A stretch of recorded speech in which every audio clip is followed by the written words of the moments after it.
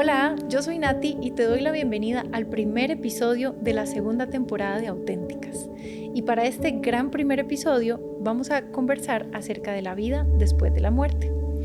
Para poder hablar de este tema quiero dejarte primero una frase de Elizabeth Kubler-Ross que dice: la muerte es simplemente un proceso de transformación, no el final de la vida.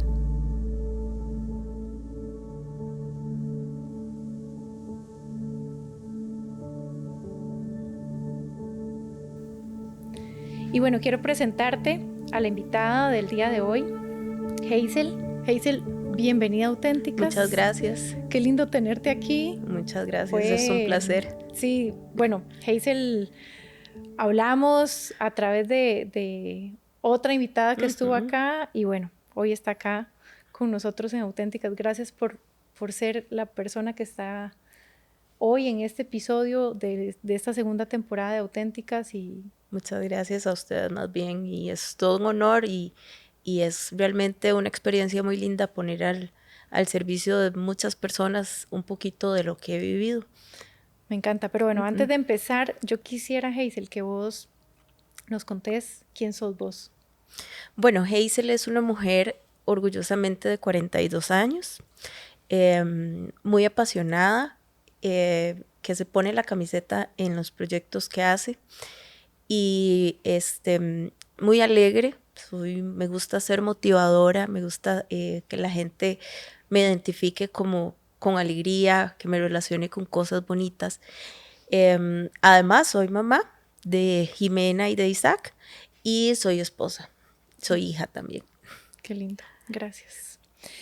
Y bueno, el tema que vamos a conversar hoy, Hazel y yo lo titulamos La vida después de la muerte, justo por la historia, ¿verdad? Que la historia de vida o las situaciones que has tenido que transitar.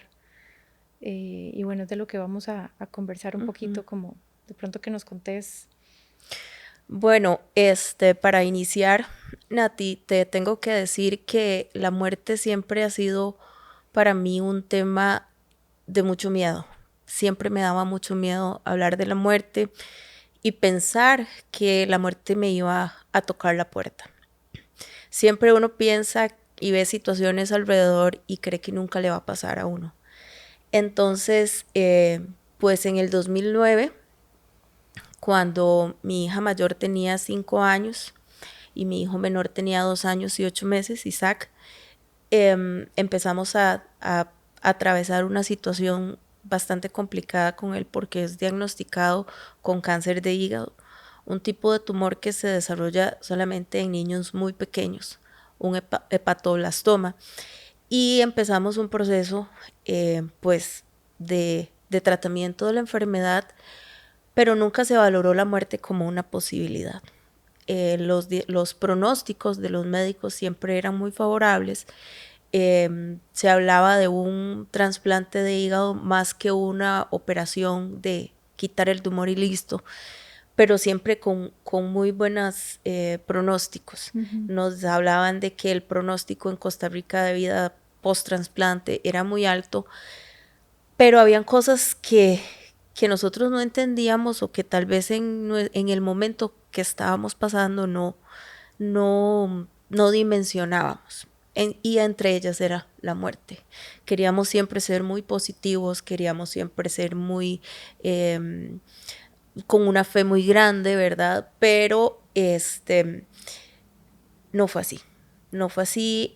Isaac fallece a los 6 meses de iniciar el tratamiento, recibe 7 quimioterapias y un trasplante de hígado, y 22 días del trasplante fallece en sala de operaciones.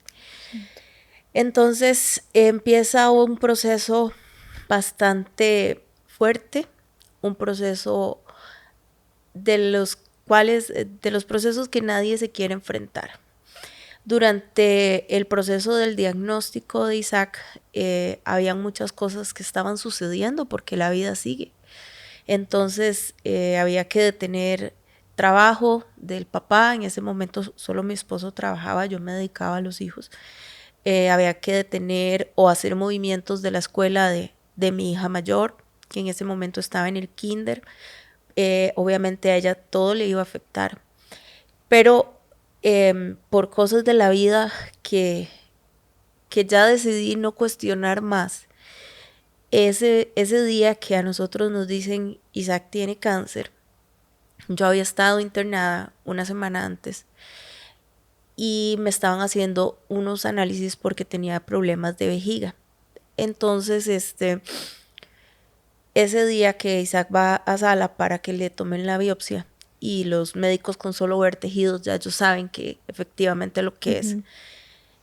En la tarde me llama mi doctora y me dice que me tiene que ver urgentemente, que ya tiene los resultados de mis análisis y que necesita que nos veamos ese día en la noche. Yo le digo que no puedo, que yo tengo que estar con mi hijo y que estoy pasando esta situación. Entonces ella me dice, yo puedo entender y qué pena que estés pasando esto, pero mi responsabilidad es usted, su salud. Entonces, no sé cómo tendrás que hacer, pero necesitamos vernos. Coordiné con una sobrina que en ese momento estudiaba medicina para que me cuidara Isaac, que fue una persona que nos ayudó en todo el proceso, fue un soporte muy fuerte. Y ella logró cuidar a Isaac esta noche. Y mientras mi esposo y yo íbamos a donde mi médico para que nos diera el otro balde de agua fría, que era decirme, Hazel, tenés cáncer de vejiga. Y yo decirle, no puedo hacer nada, porque yo me tengo que enfocar en mi hijo. Creo que yo en ese momento no me derrumbé, no me volví loca o no reaccioné como mucha gente reacciona cuando le dan este tipo de noticias, porque lamentablemente la palabra cáncer es una sentencia de muerte. Entonces, yo creo que yo lo único que pensaba es, tengo que ser fuerte, mi hijo me necesita. Entonces no dimensionaba lo que estaba pasando dentro de mí o lo que podía afectar esta noticia en mi sistema familiar, específicamente pensando en Jimena y en Isaac. Empieza a pasar los días, yo caminaba del Hospital de Niños al San Juan de Dios todos los días, a tratamientos, a citas, a entrega de papeles. Me empezaron los trámites en el San Juan de Dios y luego recibí tratamiento en el Calderón Guardia, pero todo fue en paralelo al proceso de Isaac. Entonces para mí fue bastante difícil poder vivir una enfermedad junto con la otra, porque querés entregarte, querés darte al 100% a tu hijo que sabes que te necesita, que es un bebé, era un bebé de 2 años y 8 meses, que no entendía lo que estaba pasando, que yo tenía que hacerme cargo de todo el día con mi hijo, porque mi esposo en ese momento tenía que trabajar porque era el proveedor de la familia, que tenía que también ver a mi hija, ¿verdad? Tenía una red de apoyo que sí fue bastante bueno y gracias a Dios tuvimos esa oportunidad de tener personas que nos ayudaran en ese momento. Sin embargo, todo eso deja secuelas, ¿verdad? Entonces, en ese momento que empezamos esos procesos de internamientos, regresos a la casa, iban pasando muchas cosas, iban pasando situaciones con mi hija en el kinder, que era muy normal que sucedieran por todo el torbellino de emociones que estaba pasando, ver a su mamá enferma, ver a su hermano enfermo, porque siempre es ir al hospital, porque ya no podemos ir al parque a jugar, porque mi mamá se siente mal y hay que llevarla al hospital casi todos los días. Entonces todo eso empieza a jugar en las emociones de la familia y empieza a ser un camino sumamente fuerte, sumamente duro. Sin embargo, creo que la fe fue lo que nos mantuvo, la fe en Dios, y siempre pensábamos que tanto él como yo nos íbamos a salvar, entonces que Dios iba a hacer el milagro. Sin embargo, no quiero decir que no lo hizo, ¿verdad? Ahora yo veo para atrás y yo digo, sí lo salvó, sí hizo el milagro, pero no para mí, ¿verdad? Dios hizo el milagro en Isaac para él, para regalarle una vida eterna, una vida diferente a la que nosotros llevamos acá. Cuando ya pasa todo el proceso de enfermedad, de quimioterapias, nunca llegamos a ver a Isaac en un estado de fase terminal, gracias a Dios. Siempre fue un chiquito muy amoroso, alegre, sumamente escandaloso, Y dadivoso, ¿verdad? sí, dadivoso, él compartía con todos, fuera en la casa o fuera en el hospital, repartía sus juguetes, le decía a los compañeritos del hospital, ¿usted quiere una hamburguesa? Mi papá trae hoy hamburguesas, entonces te va a regalar una hamburguesa. Mi amor. Entonces había que ver cómo escondíamos las hamburguesas para los chiquitos en el bulto, para que la dejáramos Para que todos pasar, pudieran ¿verdad? Para comer. que no me las quitaran en la entrada, pero uno hace ese tipo de cosas porque uno está viviendo una realidad, no solamente la tuya. Encontrás muchas realidades con los otros niños que llegan a ser parte de ese día a día, porque entonces cuando vas a citas te encontrás con esos chicos, cuando vas a internamientos te encontrás a esos chicos, o cuando llegas a citas ya no está alguno de los chicos. Entonces empieza uno a ver algo tan real, tan palpable, con lo que uno nunca se quiere topar, que es la muerte. Yo, en lo personal, siempre tenía mucho miedo de que alguien de mi familia se muriera y cómo yo iba a reaccionar. Cuando ya pasaron los 6 meses de tratamiento, pasó el tiempo, llegó el día del trasplante y el trasplante empezó a las 6 de la mañana y terminó a las 11 de la noche. Fue un día sumamente estresante, agotador, doloroso, porque sentís una impotencia, querés estar ahí, saber qué está pasando, entender qué está pasando, y no se podía, ni siquiera hacía sentido quedarse en sala de espera, porque era nada más cansarse, porque no podías hacer nada. Entonces, luego de que pasa el trasplante y estamos un tiempo en aislamiento, Isaac empieza con altos y bajos y yo llevaba mi enfermedad en paralelo, que al final resultó no ser cáncer, pero sí resultó ser una enfermedad sumamente extraña que no estaba desarrollada en Costa Rica, por tanto no existía cura en Costa Rica. No había medicamentos. No había medicamentos, no había tratamiento, entonces no había manera de que me bajaran los síntomas o de que me calmaran, sino ellos lo que me decían era: tienes que aprender a vivir con eso y punto. Wow, con dolor Con y dolor, con tener que estar yendo al hospital. Con problemas urinarios, con estar yendo al hospital, con internamientos. Esa va a ser su vida. En ese momento estamos hablando que yo tenía 27, 28 años. Está súper joven, sí. Una de las posibilidades que me daban era que me quitaran la vejiga y me instalaran una bolsa para recoger la orina. Y yo decía, yo no voy a poder hacer nada con esa bolsa. Probablemente sí, pero en ese momento en mi mente no existía más que limitación, ¿verdad? Que el verme con una bolsa me veía impedida. Claro, y más en el contexto en el que estaba pasando porque todo. yo decía, cuando ya mi hijo venga al trasplante, todos los cuidados que hay que tener en la casa, que yo tengo que estar con él y todo, y yo cuidando una bolsa que me recogía la orina, para mí no era como lo más fácil o lo más viable. Entonces yo me rehusaba a eso. Cuando, bueno, ya pasó el trasplante, Isaac empieza con altos y bajos. Llega el día, un martes, donde Isaac empieza con fallos sistémicos ya grandes, ¿verdad? Hemorragias y cosas, dolores. Él estaba inquieto. Yo tuve que decirle, mi amor, si tenés que irte, váyase. Yo le doy el permiso.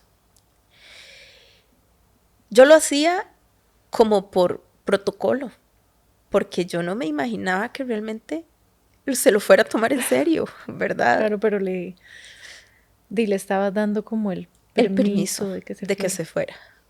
Pero bueno, entró a sala, llamé a mi esposo que se viniera, entró a sala.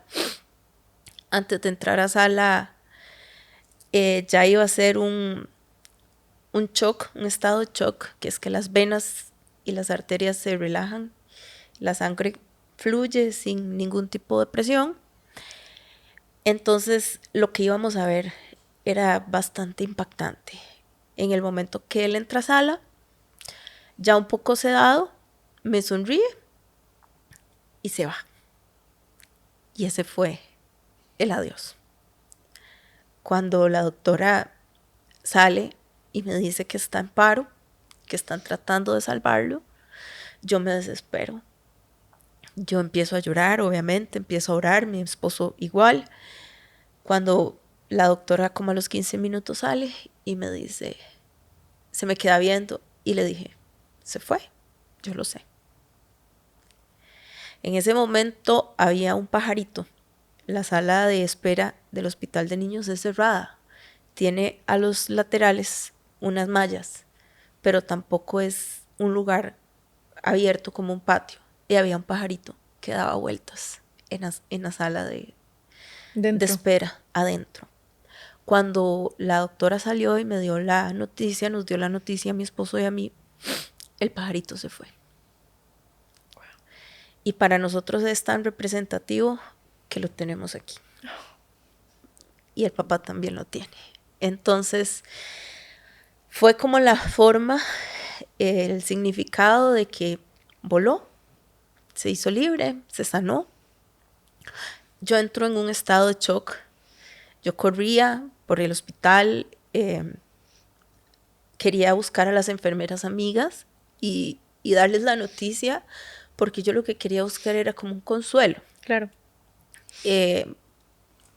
No nos entregaron a Isaac ese día, sino hasta el día siguiente, porque tenían que hacerle unos estudios por el tipo de patología que tenía y procesos que había que hacer. En ese momento la vida mía se paralizó de una manera que es como si le pusieran stop a muchas cosas, pero al mismo tiempo vas viendo que las cosas se van moviendo y que la vida sigue. Yo tenía que pensar en cómo darle la noticia a mi mamá, a mi papá, a mi hija. ¿Qué le iba a decir yo a mi hija? Que estaba con mi mamá, una chiquita de 6 años, que en ese momento tenía la cabeza súper enredada por todo lo que estaba viviendo. Empezamos entonces un proceso de duelo, ¿verdad? Ya mucha gente se nos acercó ese día, se acercó al día siguiente. Nosotros vivimos en un pueblo que es muy pueblo todavía, que es en Curridabat, y es las familias, tanto de mi esposo como la mía, son familias muy tradicionales del pueblo, entonces son conocidas de todo el barrio. Entonces ese día era literal el barrio, el pueblo, en la casa de mi abuelita, que fue donde primero llegamos.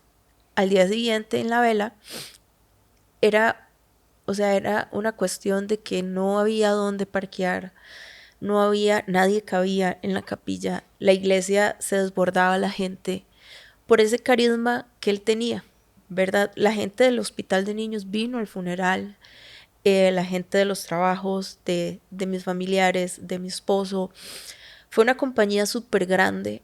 En ese momento uno no dimensiona lo que viene, ¿verdad? Entonces nosotros practicamos la religión católica, entonces acostumbramos que después del fallecimiento se hace el novenario, ¿verdad? Y más que todo por acompañamiento, porque realmente un alma tan pura no necesitaba de tanto. Sabíamos muy claro a dónde estaba, ¿verdad? La fe nos decía a dónde estaba Isaac. Entonces empezamos ese proceso. Los primeros 9 días fue un proceso de que todo el mundo está con vos. Ajá. Porque todo el mundo viene, te llevan cosas, te traen, te visitan, te acompañan a la iglesia, pero pasan los 9 días y vuelve todo a la normalidad. Y la vida sigue y no hay nadie, y nadie es nadie.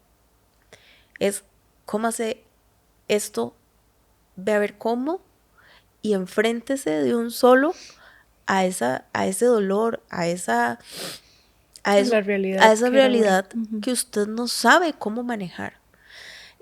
Mi esposo volvía al trabajo y él no sabía cómo iba a entrar a trabajar, no sabía qué iba a pasar, cómo le iban a hablar, ¿verdad? Sí, Era o una si le iban a incertidumbre muy preguntar. grande, él no sabía, la gente no sabía si preguntarle o decirle o acercarse o mejor no decirle nada, ¿verdad? O sea, es un tema muy delicado.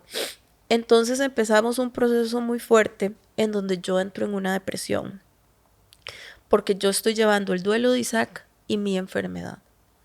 Entonces yo lloraba todos los días porque Isaac no estaba conmigo por una desesperación muy grande y mi mente se empieza a desconectar, porque ya yo no tengo la capacidad de verme por mí misma, mucho menos de ver a mi hija, y yo empiezo a retroceder o a caer en un hueco tan profundo, en un hueco tan profundo de casi 13 años. Entonces, este hueco, que es una depresión muy fuerte, me lleva a hacer muchas cosas que no están en mi conciencia o que yo no estoy realmente aquí ahora, ¿verdad? Mi mente se va porque ya yo no tengo las capacidades, el dolor es tan fuerte que no tengo las capacidades para valerme por mí misma. Y nadie lo nota, porque entonces la gente te empieza a decir, ay, pero es que era un angelito que Dios necesitaba. No, yo no quería que Dios escogiera a mi ángel. Es que Dios le da las batallas más fuertes a las guerreras más fuertes. Es que yo no quiero que Dios me vea como una guerrera. Sonaba y suena un poco rebelde, pero yo no quería ser esa figura para Dios. Entonces empieza el por qué. ¿Y por qué yo? ¿Y por qué a mí? ¿Y por qué Isaac? Las preguntas. ¿Y por qué además de la muerte de Isaac, mi enfermedad? ¿Y por qué mi hija tiene que pasar por todo esto? En el proceso de la enfermedad de Isaac, tuvimos mucha dificultad económica. El carro que teníamos se quemó, ardió en llamas. 8 días antes del trasplante perdimos el carro por un desperfecto mecánico. Entonces fueron muchas cosas que sucedieron. No era solamente el que vas al hospital todos los días y estás luchando contra algo físico, sino es todo un sistema que se altera. Bueno, ya pasó todo esto, ¿verdad? Y pensamos que, bueno, ya murió, ya descansó, ahora aprendamos a vivir sin él. Obviamente siempre sabíamos que necesitábamos de terapias y necesitábamos de apoyo psicológico. Mi hija iba para primer grado. Ese año ella tiene que devolverse al kinder, ¿verdad? Porque ella necesitaba resolver y llegó en shock a primer grado. Ella no leía, no escribía. Entonces había que devolverla al kinder otra vez. Mi esposo, sin embargo, estaba como un poco reacio a las terapias y a enfrentar el proceso de una manera sana, porque también estaba luchando con mi enfermedad que no podíamos dejar de lado. Claro, y con su propio duelo Y con su también. propio duelo y con su responsabilidad de papá, ¿verdad? Entonces entramos en una disfuncionalidad, no sé si es la palabra correcta, familiar, y empezamos a tener altos y bajos, altos y bajos, altos y bajos. Dentro de mi depresión, cometo un intento de suicidio. Yo me tomo 9 botellas de clonazepam, que es un proceso que he tenido que aprender a perdonarme, porque yo soy amante de la vida, yo soy amante de lo alegre, de lo bonito, soy amante y defiendo como una fiera a mi familia. Entonces, yo no sabía lo que estaba haciendo, obviamente. Yo decía, soy una carga para mi esposo, soy una mala mamá. Probablemente soy tan mala mamá que Dios se llevó a Isaac para librarlo de mí, por lo mala mamá que yo soy. Empecé a tener muchos sentimientos de culpabilidad de por qué no lo llevé antes al doctor, por qué no lo vi antes, por qué permití que le hicieran el trasplante, tal vez solamente era una operación y la mente empieza a jugar de una manera tan fuerte que uno no lo puede dominar. Entonces caigo en un internamiento psiquiátrico. Bueno, fueron dos. Uno en psiquiatría en el Calderón Guardia y otro en el Chacón Paut, Entre Ríos, aproximadamente de mes y medio cada uno. En donde lo único que me hicieron fue dormirme más de lo que estaba y cargarme de pastillas y darme la salida. Me tomaba 21 pastillas al día, entre psicotrópicos, antidepresivos, analgésicos. Empecé a visitar todos los psicólogos de Costa Rica, todos los psiquiatras que me decían, vaya aquí, vaya allá, aquel, el otro, porque yo quería que a mí me dieran una pastilla y me dijeran, esta es la felicidad. Con esto se va a sentir mejor. Con esto usted va a salir adelante. Unos me decían que eran 5 años de duelo, otros que eran 3, otros que eran 7. Yo quería cerrar los ojos, abrirlos y ya todo había pasado. Sin embargo, Dios en su infinita misericordia me sigue dando las fuerzas para continuar y para seguir luchando. Los médicos no se explican cómo con una dosis tan fuerte no me pasó nada. Y estoy aquí hoy. Entonces, le agradezco a Dios todos los días por mi vida y le pido perdón a Dios todos los días por lo que hice. Porque puedes tener el problema más grande que no hay motivo para hacer algo así. No hay razón. Entonces, aprender a perdonarse uno, ese tipo de cosas, también tiene lo suyo.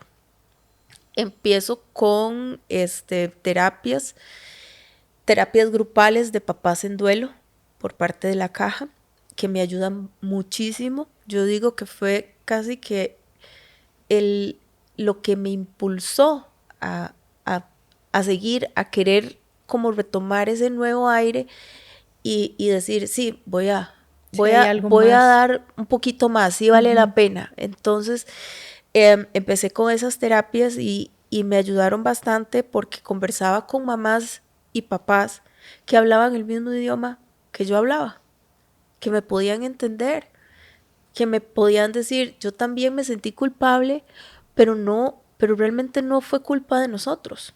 Mamás que perdieron a sus bebés en el embarazo, a como mamás que perdieron a sus hijos de 50 y tantos años en accidentes.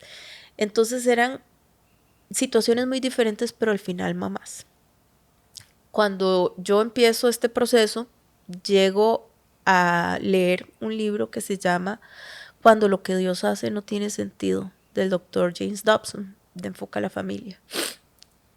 Creo que leí 10 páginas, si acaso, de ese libro. Y leí una parte que dice que nosotros lo primero que tenemos que entender y aceptar es nuestra condición de humanos. Que nosotros somos finitos, que nosotros tenemos límites, tanto físicos como mentales, como emocionales. Entonces eso hace que nosotros no tengamos la capacidad de saberlo todo y de manejarlo todo. Uh-huh. Y yo leo esto y me resuena demasiado y yo digo, cierto, esto es. Yo tengo que entender que soy un ser humano, que no tengo la potestad de todo, ni el control de la vida de mi hijo, ni de mi vida, ni de los que quedamos aquí. Y es lo que yo tengo que entender, mi humanidad. Que dentro de mi humanidad no está decir si mi hijo sigue o no sigue con vida. Entonces ahí es donde yo empiezo a tener un poquito más de lucidez y a querer enfrentarme de nuevo a la vida. Empiezo a hacer las paces conmigo misma primero, a tener un proceso de perdón, a tener un proceso de sanación y de aceptación por lo que había pasado, tanto con Isaac como conmigo, con mi salud. En ese momento a mí me practicaron 5 cirugías de vejiga y la última fue una histerectomía completa donde me sacan útero, trompas, todo lo que una mujer tiene de Su aparato sistema reproductor. Ajá. Me quitaron todo y esa fue la última operación. Y en esa operación a mí me prepararon psicológicamente. Llegó una psicóloga, una psiquiatra, no recuerdo, y me dijo, vamos a hacer una terapia. Usted va a cerrar sus ojos y va a pensar que está en la sala y que la están operando. Y usted va a visualizar donde el médico está sacando todo lo que usted tiene ahí adentro, pero se está llevando su dolor, se está llevando sus problemas, su enfermedad. Yo no sé, a mí me gusta mucho leer y he leído muchos libros de superación personal y cosas, terapias alternativas y terapias holísticas. Y a mí esta terapia me pareció magnífica porque en mí funcionó. Yo a la semana de esa operación tenía trabajo nuevo. Estaba planeando regresar a la universidad para poder graduarme. Estaba empezando a caminar otra vez. Sí, tenía crisis de dolor, pero ya yo sabía cómo era. Ya me habían enseñado cómo manejar el dolor, que yo no me voy a morir con que me duele la vejiga, que era como un dolor de cistitis muy, muy fuerte o un dolor de parto. Entonces ya yo empecé a hacer las paces con mi realidad, a entender que eso es lo que a mí me tocó y que no es me tocó y me voy a echar a llorar. No, me tocó, tengo que agarrar este bulto, echármelo al hombro y caminar. Caminar con ese bulto, con ese peso, con la cantidad de piedras que lleve y que no puedo decir nada, simplemente es camine. Abrace su dolor, abrace su enfermedad y trate de dar siempre lo mejor de usted y continúe. Después de esta última operación, que fue casualmente el día del cumpleaños de mi hija, que cumplía 8 años, yo no pude estar en la fiesta porque me operaron de emergencia. Las cosas empiezan a cambiar un poco.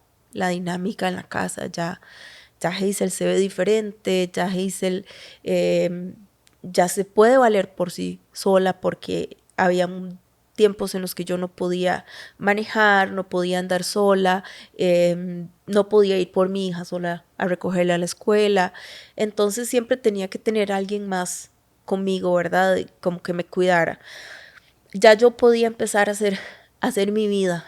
Entonces eso era alegría para todo el mundo. Alegría para mis papás, alegría para mi esposo. Mi hija ya se le veía otro semblante también. Y empezó un proceso de sanación y de, como le digo, de aprender a decir, sí, este dolor nunca se me va a quitar. El dolor de Isaac no se me va a quitar, pero voy a aprender a vivir y a caminar con este dolor. Y es mi realidad y me tocó y nada, vamos para adelante. Sin embargo, quedaban secuelas a nivel familiar, quedaban secuelas a nivel personal. A los 3 años, 4 años más o menos después de que Isaac fallece, a mi papá le diagnostican un linfoma no Hodgkin, que es como un tipo de cáncer en la sangre, y al año muere. Mi papá era mi mejor amigo, era mi compañero, era mi compa. Era una relación tan estrecha que yo digo, él no tuvo hijos varones y yo digo, yo creo que él me veía como su hijo varón, como su carajillo, decía yo, ¿verdad? Porque compartíamos tantas afinidades y pasábamos tanto tiempo juntos.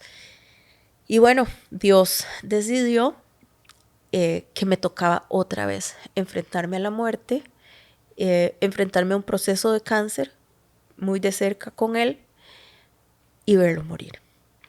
Entonces, otra vez, enfrentarme a ese temor tan grande. En ese lapso entre Isaac y papi, fallece mi abuela también, que tenía 91 años y era sumamente importante para mí, era la mamá de mi papá, era quien me ayudaba a cuidar a Jimena mientras yo estaba en el hospital con Isaac.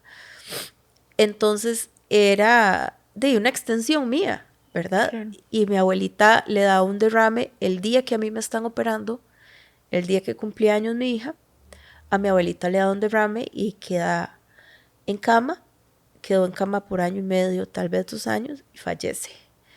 Entonces, es igual, o sea, otra vez de nuevo la muerte, pero uno está preparado para que los papás fallezcan, los abuelos fallezcan, porque es un proceso natural, más cuando hay una edad Avanzada. avanzada de por medio, pero nunca estás preparado para que un hijo fallezca.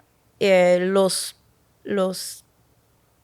las personas que se nos muere un papá les llaman huérfanos, las que se les muere el esposo les llaman viudas, pero los papás que tenemos hijos que fallecieron no tenemos nombre, no hay algo un adjetivo que nos identifique. Yo creo que eso no pasa porque no es la ley de la vida. La ley de la vida es que uno los entierre a los papás, a los abuelos y los hijos a uno. Pero nunca vos te ves enterrando un hijo, nunca, nadie. En la naturaleza de ninguna persona está un pensamiento como tal. Entonces, el face to face que a mí me toca vivir con la muerte es como una y otra y otra y otra vez. Y todos son dolores muy diferentes, porque todos son amores muy diferentes. El amor de mi hijo, el amor de mi abuela, el amor de mi papá. Después, antitos de pandemia, en el 2019, fallece mi suegro, también de cáncer, una persona a quien he estimado siempre mucho y con quien tuve una muy linda relación, fallece en mis brazos. Entonces, otra vez, ¿verdad? Otra vez otro duelo, otra vez otra situación de estas. El enfrentarme a la vida y decir, hay vida después de la muerte, suena como un poco irónico o poco sin sentido, pero aprender a caminar después de estar en el suelo, después de una depresión por causa de un duelo, es bastante duro, bastante difícil, pero es alcanzable, sí se puede hacer. Para mí el camino ha sido, avanzo 3 pasos hoy, pero mañana retrocedo 5. Tanto así que dentro de las secuelas que dejó el duelo el duelo mal llevado, me parece a mí. Yo lo digo como un duelo mal llevado y como una depresión no llevada de la mejor manera y un duelo familiar no tratado. La consecuencia fue el divorcio. Entonces, viene el divorcio de una relación de más de 20 años, donde jamás me lo imaginaba, nadie se lo imaginaba. Y toca la puerta y me toca a mí. Igual, yo jamás me imaginé que eso iba a pasar. Hazel retrocede. Claro, era otro duelo. Hazel retrocede en depresión. Perdí mi trabajo por la depresión, por el duelo. Perdí 8 kilos en cuestión de 2 semanas. Mi hija toma la decisión de irse con el papá. Y eso todavía me afecta mucho más. Pero me afecta todavía más cuando yo logro enfrentarme a la realidad, o este hecho me hace enfrentarme a la realidad y darme cuenta que la razón o el porqué de lo que estaba sucediendo era una depresión de 13 años. Que me habían extendido la mano de muchas maneras y por muchos lados, y Hazel la tomaba, pero no era capaz de soltar esa mano y seguir caminando sola, sino Hazel quería que más bien ni siquiera me dieran la mano, que me empujaran y me sostuvieran siempre. Que siempre tuviera alguien que me sostuviera, mi esposo, mi mamá, mi hija, alguien. Pero Hazel no había sido capaz de enfrentarse a esa realidad de que Hazel tenía que vivir, de que Hazel tenía que trabajar, que tenía que levantarse todas las mañanas, maquillarse, poner una cara bonita, aunque no lo sintiera, pero que era lo más sano para ella. Que volviera a tener metas, que volviera a tener expectativas, que volviera a tener ilusión por algo. Entonces el divorcio me hace encontrarme con esta realidad. Y un duelo, cuando uno empieza un duelo y tiene otro duelo que ha tenido por ahí tapado, un duelo saca otro duelo. Y se le hace a uno... Vivís todos al mismo tiempo. Una mezcolanza que nadie quisiera vivirla, porque es una montaña rusa de emociones y no sabes por dónde empezar. Que ahora, entonces, ¿qué empiezo a resolver? Yo pensé que mi duelo de Isaac ya estaba resuelto y no estaba resuelto. Con el divorcio volvió a salir, pero también tengo que resolver el duelo del divorcio, de la salida de mi esposo y la salida de mi hija. Yo quedo viviendo nada más con mi mamá, que fue mi apoyo y lo es hasta el momento, pero, o sea, yo decía, no puede ser, o sea, ¿qué va a ser de mi vida? Porque mi vida dependía de todo el mundo. Mi vida, si a mí me hubieran preguntado lo que me preguntaste al inicio, ¿quién es Hazel? Yo hubiera dicho, soy la esposa de Manuel y la mamá de Jimena. Porque Hazel no tenía una identidad propia. Hasta que yo llego al divorcio es cuando yo me enfrento a toda esa realidad y empiezo a trabajar en levantarme. Para honra y gloria de Dios, que es el único que me sostiene a mí aquí y el que me da las fuerzas para continuar cada día, mi familia se restablece y actualmente yo vivo con mi ex esposo. Suena un poco loco y yo trato de verlo un poco gracioso, pero mi esposo... Se volvieron a casar. No nos hemos vuelto a casar todavía, pero estamos en ese proceso. Y mi esposo me busca al tiempo de haber firmado el divorcio y a los meses después él regresa a la casa, no lo hace inmediatamente, porque empezamos un proceso de terapia, un proceso de sanación y un proceso de perdón. Claro, lo que no habían logrado o no se habían dado el permiso de hacer antes, años atrás. Exactamente. ¿Por qué? Porque habíamos estado queriendo tapar tal vez con muchas cosas y queriendo tapar tal vez con muchas cosas materiales. Gracias a Dios, en esos momentos habíamos alcanzado un nivel económico que nos permitía tener muchos lujos, dice uno, pero, a ver, más de la cuenta, vivir bien. Entonces, creo que pensábamos que con eso íbamos tapando ese dolor y todas esas secuelas que todo esto iba dejando. Cuando nosotros decidimos regresar, me despiden otra vez del trabajo y mi esposo estaba sin trabajo.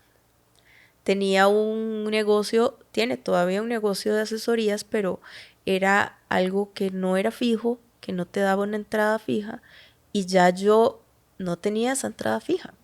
Entonces fue como si Dios derribara todo lo que Dios, la vida, el nombre, pónganle en el nombre que quieran ponerle, ¿verdad? Yo hablo de Dios por mi credo, claro, pero yo creo que, y es respetable, cada quien tiene su ser supremo, ¿verdad? Y entonces, pónganle en el nombre que quieran, hace que todo se derrumbe y volvamos a tener que construir todo de cero de nuevo.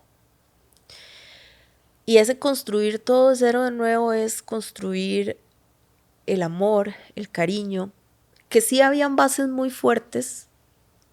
Claro, porque les permitió retomar la relación. Porque si no hubiéramos tenido esas bases tan fuertes, tal vez no estaríamos juntos ahora, ¿verdad? Claro. Pero todo eso es empezar de nuevo, todas esas cosas que necesitamos volver a levantar ahora desde otro punto de vista, ya con Jimena grande. Gracias a Dios es una muchacha súper exitosa, casi abogada, que uno le ve solo cosas buenas. Realmente es muy lindo hablar de ella. Fue deportista por mucho tiempo y el deporte nos ayudó montones y nos sostuvo y fue la terapia para nosotros tres.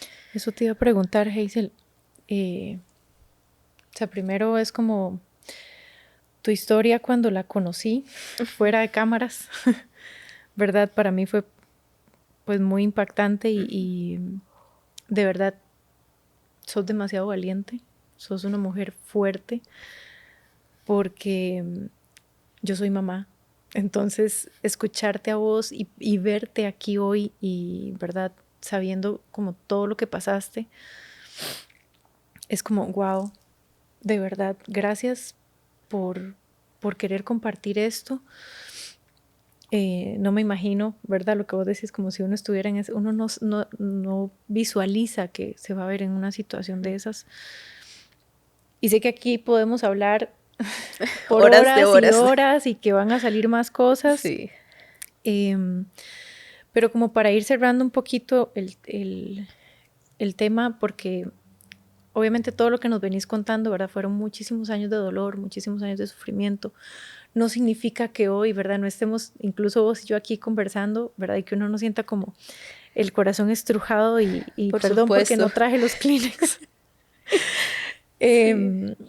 Porque es un tema muy Sensible. exacto Sí. y no es una cosa como que vemos todos los días. Y yo te decía, yo creo que es un tema que ya lo voy manejando porque es primera vez que lo expongo tan públicamente y no es lo mismo decir, mira, saqué un posgrado en Harvard y me están haciendo reconocimientos porque soy una directora de una empresa muy exitosa y aquí están mis credenciales. Ajá. ¡Wow! ¿Verdad? A decir, tuve intento de suicidio. Eso es ser orgulloso, decirlo. Claro, pero el orgullo más bien es decir, estoy aquí, exacto. sigo adelante, ¿verdad? Y ahora honro la vida de una manera diferente. Eso te iba a decir, como actualmente, o sea, la Hazel que vemos hoy aquí, ¿verdad? Como con esa entereza, esa fortaleza, la capacidad de poder hablar un tema tan difícil, no sabemos quién nos esté viendo o nos esté escuchando, ahora que pueda sentirse identificada. Yo de verdad quisiera como mandarle un abrazo muy grande a todas las mamás o personas que han pasado por estos procesos. Soy malísima para esto. ¿Qué haces hoy vos, no sé si sola o con tu familia, para mantenerte, sabes, como para mantener esa entereza, para decir, ok, yo sé y he logrado entender que hay vida después de la muerte? Sí, bueno, lo más importante es entender que nosotros no podemos solos, que necesitamos ayuda. En mi caso, la fe es una de las cosas que más me ha ayudado, el tener un guía espiritual, ¿verdad? Es una de las cosas que más me ha sostenido. Yo digo, la fuerza no es mía, la fuerza es de Dios, porque con mis fuerzas lo intenté y no pude. Entonces, definitivamente la fe.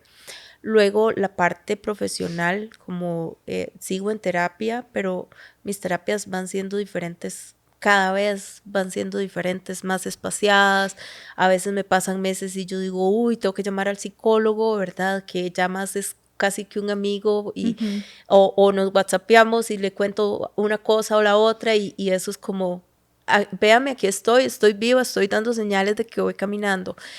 Pero definitivamente la terapia es necesaria y muchas veces la terapia es un tabú en los momentos de duelo. Y no solamente en duelos, llamemos duelos no solamente la pérdida de un ser querido, ¿verdad? Puede ser la pérdida de un trabajo, la pérdida de la pareja, no sé, un proyecto muy importante para vos que no se te dio y haces un duelo. Es un duelo. Entonces, a veces la gente dice, ay no, por esto, yo que voy a necesitar terapia por esto, a terapia al psicólogo van los locos, yo no estoy loca.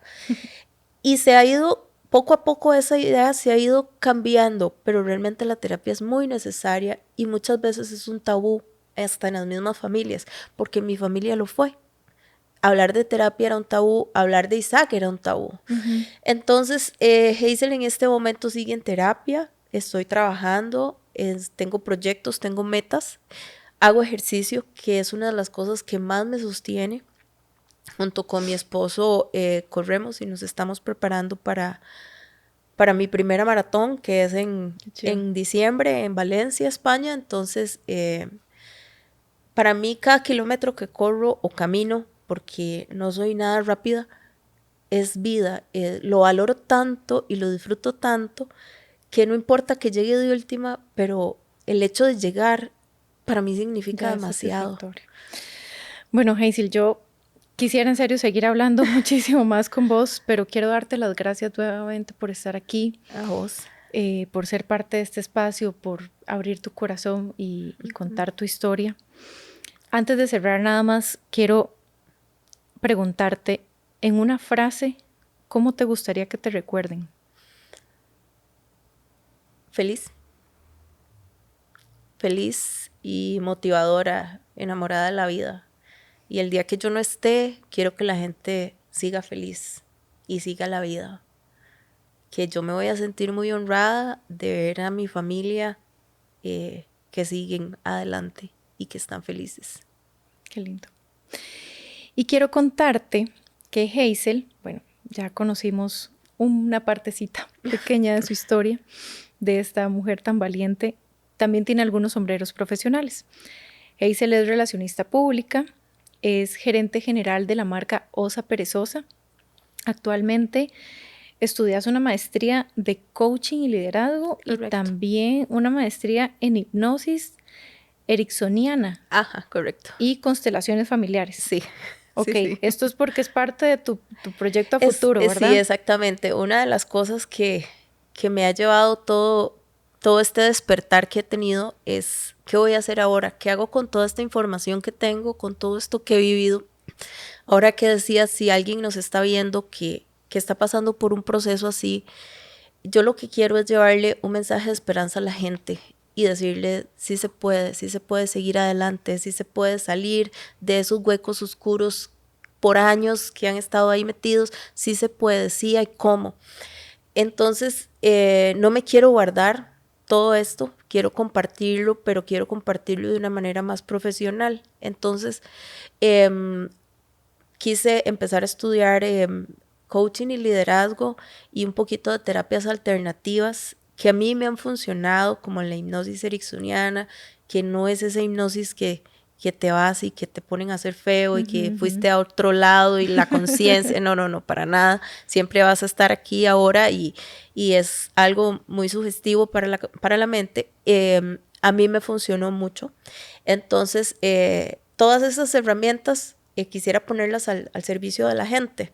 Me gusta mucho motivar, entonces creo que mi historia puede servir para muchos y no me la quiero guardar y no es que yo quiera que digan, wow, la Hazel, qué bárbara, no, ni que digan, ay, pobrecita, tampoco, sino es nada más un mensaje de esperanza, un mensaje claro.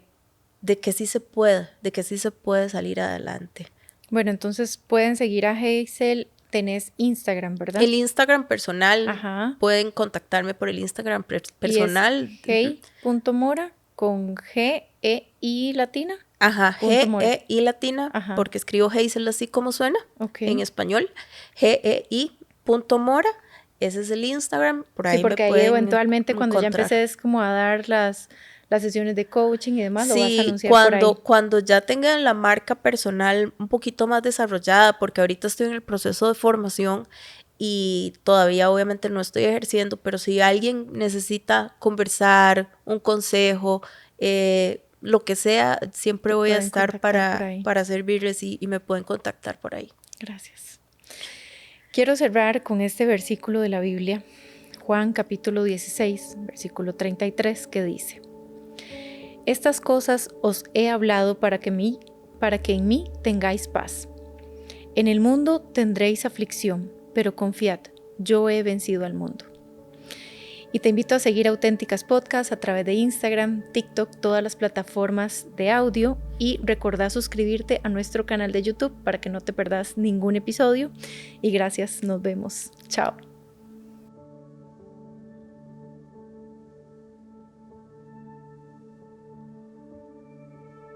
Este podcast fue presentado por Natalia Rojas. Invitada especial, Hazel Mora. Dirección de fotografía, Federico Lang. Iluminación, Pablo Aguilar y Sergio Sojo. Edición y asistencia de producción, Diego Mayorga. Auténticas Podcast es una producción de Natalia Rojas en colaboración con Caramba.